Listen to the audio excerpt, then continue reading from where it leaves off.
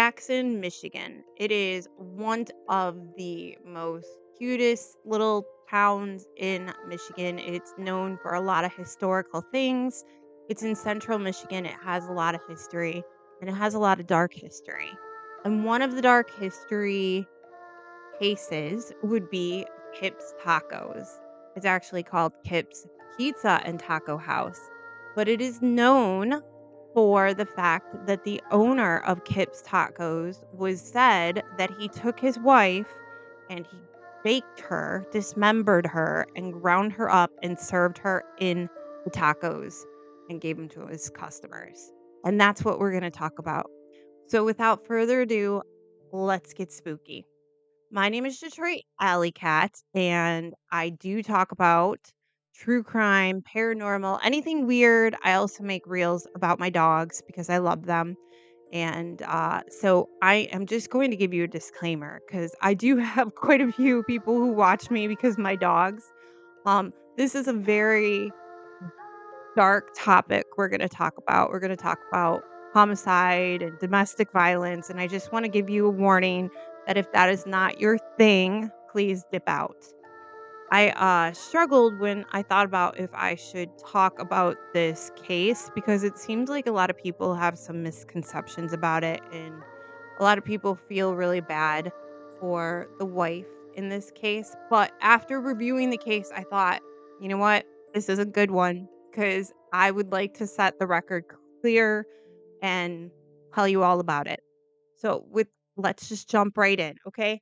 So Jackson, Michigan is in central Michigan. It's about 75 miles away from Detroit, the working class neighborhood. It's a very, very old town. It is known for their railroad station. That is the oldest railroad station in the United States.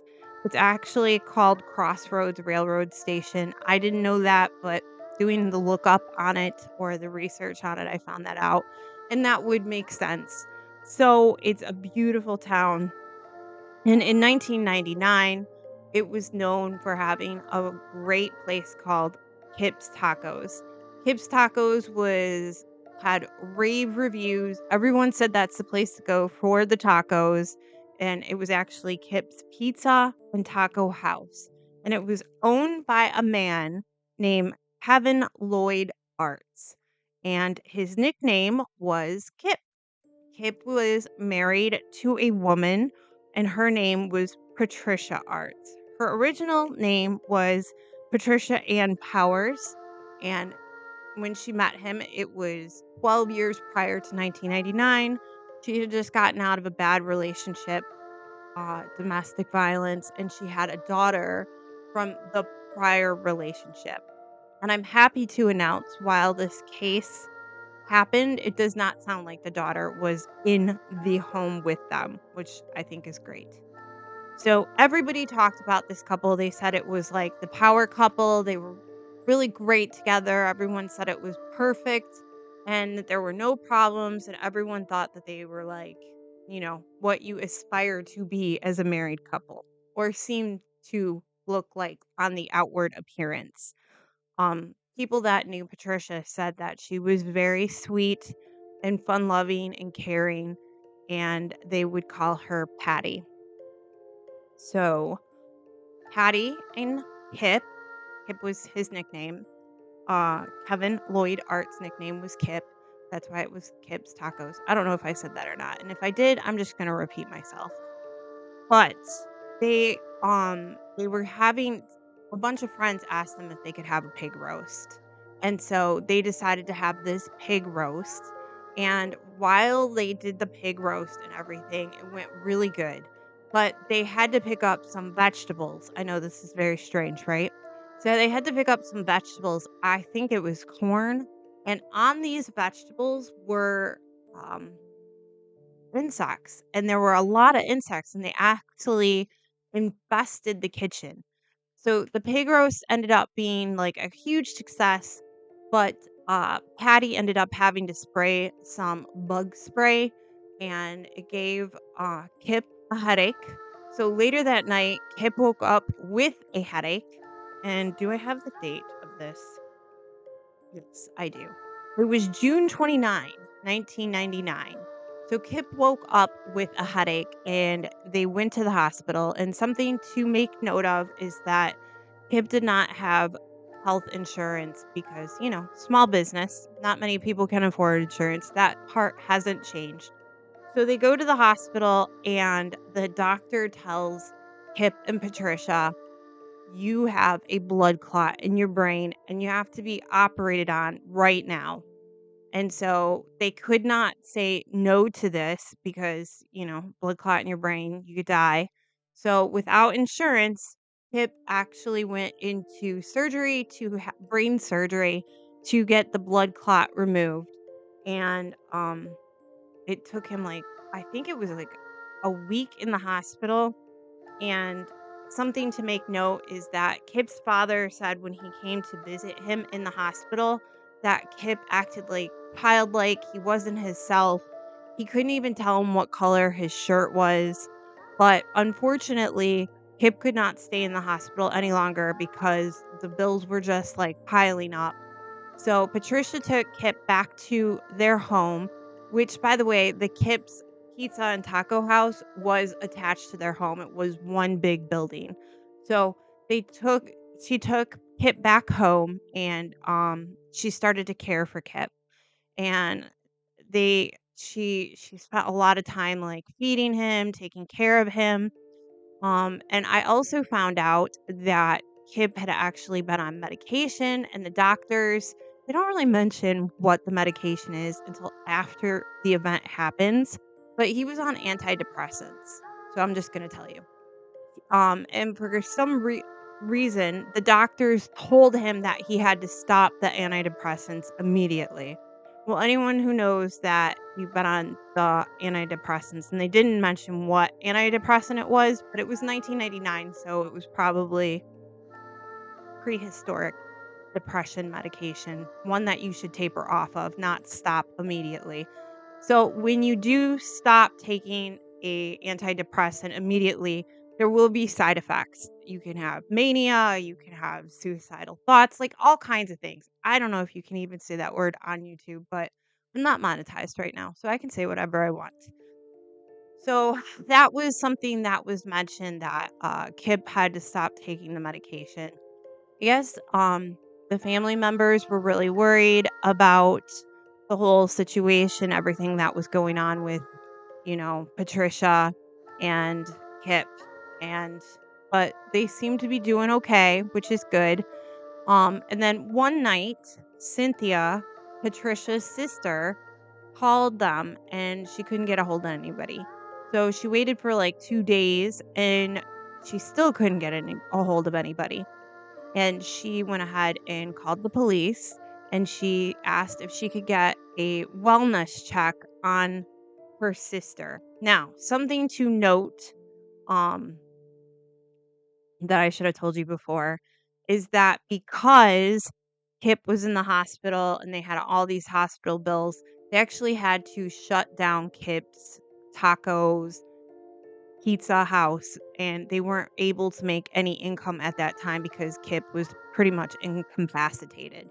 So, in order to make up for this, Patty took their car, which was a Lincoln, and sold it so she could have some money to survive. And I do think Cynthia came to check on Patty when she couldn't get a hold of her. And when she talked to Kip, Kip said, Patty left me and she took the Lincoln. And Cynthia already knew because she had talked to Patty about it that they had sold the Lincoln. So she thought it was really weird. She also knew that Kip had had problems because of the brain surgery, and she didn't want to get him in trouble. Because people who get brain surgery do act kind of weird. So she didn't want to call. But after like a couple days, she was like, you know what? I do have to call. I have to call. I feel weird about this and I want to know where my sister is. And Kip was acting pretty strange. So she ended up calling, and the officer, his name was Steve Wayne Bizard. We'll call him Officer Bizard. Officer Bizard went to Kip's house, which was Kip's Pizza Taco House, and he asked him, like, "Hey, can I come in?" Went to go see Kip and asked where Patricia was. And he told Officer Bizarre that Patricia had left. And Officer Bizarre, I feel weird saying Officer Bizarre over and over again, but I will anyway. Officer Bizarre basically said, "Can I come in and look around?" And Kip said, "Yeah, of course you can come in and look around." But I guess he was acting a little bit weird too. So he let him in and he kept the lights off. It's 1999. Maybe that's how they did it back then. So he walked around and they got into the kitchen, and the officer noticed that there were some paper towels that had blood on it, and there were cut up pieces of meat all over the place. And he thought that was kind of weird because he knew that the place had not been open. So at this point, he couldn't do very much, but he went back to the station and he ended up talking to one of the detectives. And he said, "Hey, this is really weird. Can we like go check this out? I got a bad feeling about this." He had that super cop intuition. He talked to the detective, and the detective was like, "Yep, this does sound weird. We should go check and see what's going on." I think they actually called Kip and they said, like, "Can we meet up with you and check out this place?" And then he went.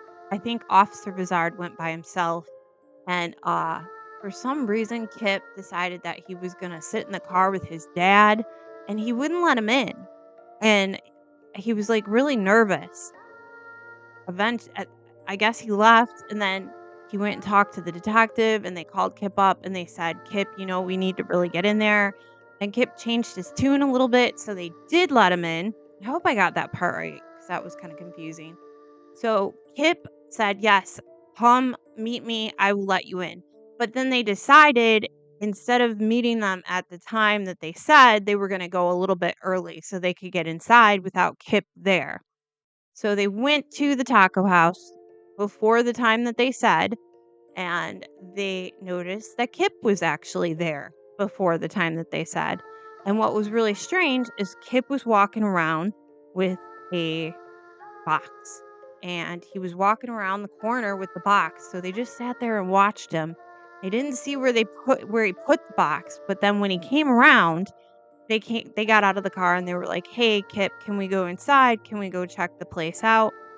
And Kip was like, "Yeah, of course." And he said that he was like super like friendly and more compliant this time. And they went inside and they said that they noticed that the place had been cleaned up, but there was still meat in the kitchen, like cut up pieces of meat. And then in the washing machine, they said that there were a bunch of clothes and foam coming out of the washing machine. I don't know, maybe Kip tried to wash some clothes up and put too much of the detergent in, but he said that there was foam in there. And at this time, they just felt like something was really off. So I think the detectives stayed in the house with Kip, and Officer Bizarre was like, "I'm gonna go find that box." So they so he's walking around and he's like, "Okay, so maybe it's in the garbage." He looked in the garbage, it wasn't there. He's like, the only place that he could put a box that could kind of like be camouflaged, and I thought this was actually pretty smart. He put it on his neighbor's front porch. But I don't know if this is smart because this is probably before Amazon. So maybe it was very weird. I don't know.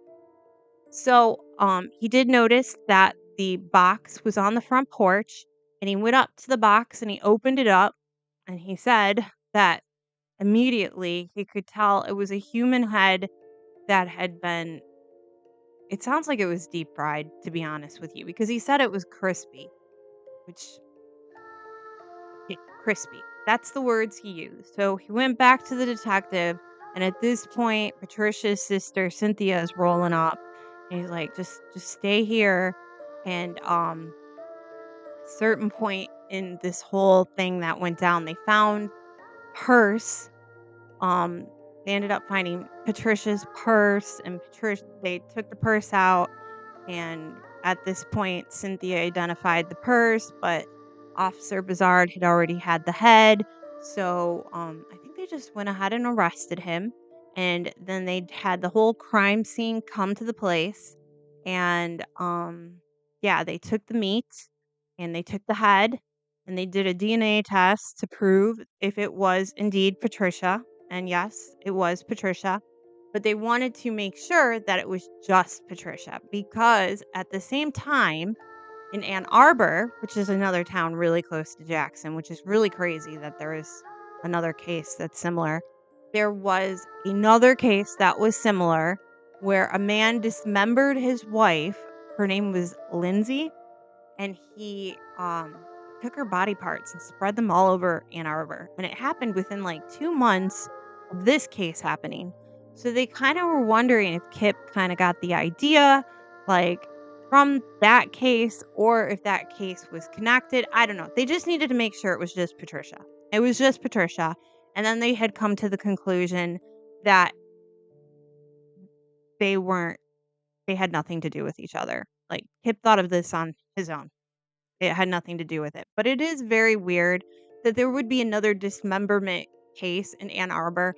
And for those of you that aren't from Michigan, like Ann Arbor and Jackson are like literally like 30 to 40 minutes away from each other. So that is odd.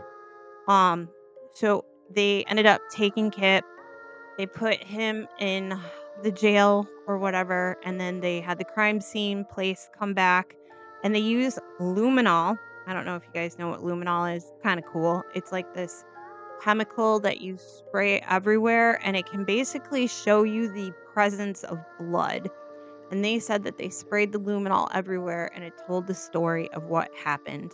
So at Kipps Tacos, the house was attached to it, and they started with the house portion, and they could see that Patricia was actually on the couch, and she had been attacked there because there was blood everywhere. And in the kitchen area, there was blood all over the kitchen area.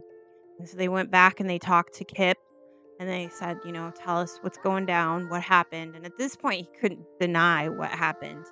So it turns out that Kip um, took a hammer and bludgeoned Patricia, and then decided that the best course of action would be to dismember her in the kitchen, cut her up, and I guess bake her, bake the bones, bake the meat for 40 hours. That's what they said. 40 hours. Poor Patricia. That's so messed up, Patricia. So, um, yeah, that's that's what he did.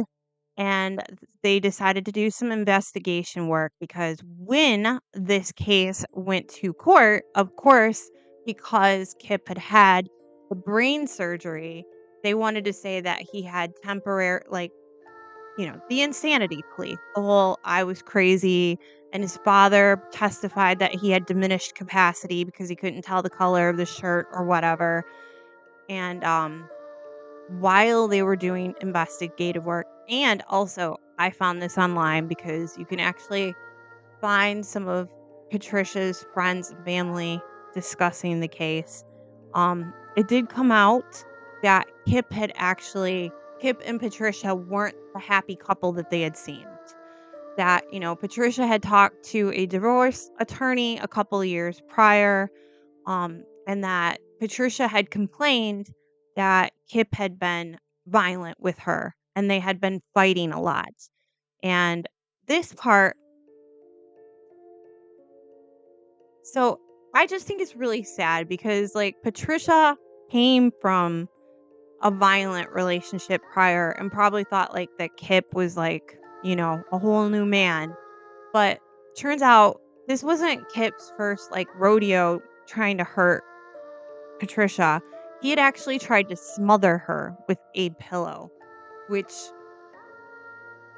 I feel so bad for Patricia. So they decided that they were going to go ahead and get counseling, and then Kip was put on antidepressants. That's why he was on the antidepressants, and they agreed to work it out. But here's the thing. I actually read a couple of the friends' accounts, Patricia's friends, say that Patricia complained about how Kip treated her all the time and how he was violent with her. Like, she wasn't allowed to talk on the phone, she wasn't allowed to talk to the men in the restaurant, that he was really weird with her not being around him, and, it wasn't all great. It sounded like they had a lot of issues. And I also found out that remember that whole night where, Patricia and Kip had a pig roast, and Patricia sprayed bug spray because they had insects on the vegetables? Well, Kip so Kip actually thought it was Patricia's fault that he got a blood clot because he thought because she had sprayed the bug spray that the bug spray had actually given her the blood clot. And I don't think that's the truth. I don't think I mean, I can't say for sure because 'cause I'm not a doctor, but it looked like he had blamed her. And also, there were some accounts of Kip talking to his friends or people. One time he had asked somebody if they would kill Patricia, which is pretty incriminating. And he also bragged that if he ever killed anybody, he knew exactly how to do it, and his restaurant would be the best way to get rid of people or somebody. And that is also proving maybe it was premeditation. The day of the court case came up, and everybody presented their evidence, and it turned out that they gave Kip life without parole, which everyone was pretty happy about because they were worried, they were concerned that he was going to get away with it because of his diminished capacity or the insanity plea. Um, and he didn't. But what is interesting is that uh, he ended up doing an appeal. And I do want to bring this up because I found an article and it actually it was really strange. So this judge in the Jackson court system used this case not recently, like a couple years ago, which is kind of recently when you think about 1999 is when this happened. But a judge just quoted this case and was talking about marijuana psychosis, which a lot of you get mad about because you don't believe that it's real.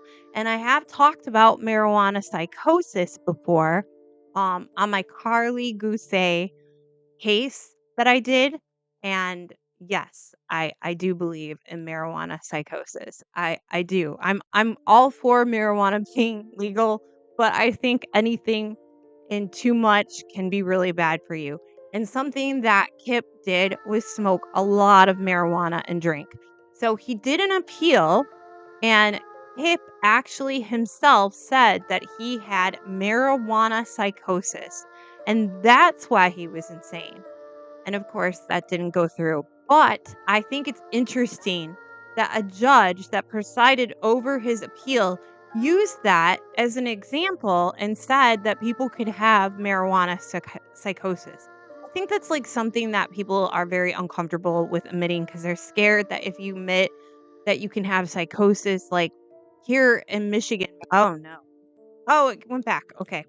Here in Michigan, marijuana is actually legal. So I think that like people are afraid that if we talk about anything that is bad about marijuana that it can be illegal, but that's not the case. I think that anything in too much can be really bad for you. Like even sugar. Like sugar is actually really bad for you and especially in big quantities. But you got to be careful with any substance. But for those of you that love marijuana, you'll be happy to learn that the marijuana psychosis story did not stick. He was still deemed culpable. And yeah, Patricia got justice. I would like to say one really sad fact that I found out about this case is that Patricia passed away in July 14th, 1999, which was only like 15 days after Kip's surgery. But here's what I thought was really sad because I ended up finding her gravestone. Um, her dad passed away September 6th, 1999. So just a couple months after she died. and then her mother died May 13th, 2000. So her mother died very shortly after the father. Like, it's almost like they died because they passed away from a broken heart. But I did want to talk about this case for this reason. I think that domestic violence cases, like, people don't want to talk about them. People don't want to, like, I feel personally, especially in 1999, that when somebody, like, the signs that something is going on, is happening, or somebody talks about domestic violence, people look away because it's more convenient to pretend that it's not happening. And the thing is that everybody, like, when the investigation work for this case first started happening, everybody talked about how wonderful this couple was and how perfect they were. And even the family didn't talk about it. And then after all this stuff comes out and the investigators had to go deep into it, then they find all of this out, that she actually was being abused this entire time, because nobody actually thought Kip had done it in the beginning. Like, Patricia's sister actually had thought twice about calling the police, and I just I just think that it's really important that we talk about cases like this. And I had seen online, because I was reading some court cases or case law stuff about this case, that people thought it was distasteful, that it was sensationalized. And you know what? I will not agree with that, because I think that it's important that Patricia's story is told. I think that Patricia had a very hard life, and I think she went through a lot of really awful things, and I think that probably the signs were all there and people just looked away because, Kip owned a restaurant and they were probably known as the greatest family, but, like, she had to have told somebody that he she did tell somebody, because I saw it online, that he tried to smother her with a pillow. And, like, I don't understand why everybody didn't think, like, he coulda did something. And I don't know, I just think that this is a topic that we should talk about. And I also wanted to, like, set the story straight one more time about this case, because I think that the problem is that everybody wants to talk about how he cut her up and actually served her in the tacos. Well, I know this is a little weird, right? But he never actually cut her up and served her in the tacos, because the taco place was closed. She wasn't served in the tacos at all. He just owned a taco place. I hope you enjoyed this story. Um, Not so much story as case. I hope you enjoyed this case. As always, have an amazing night and stay safe and stay spooky and enjoy your tacos.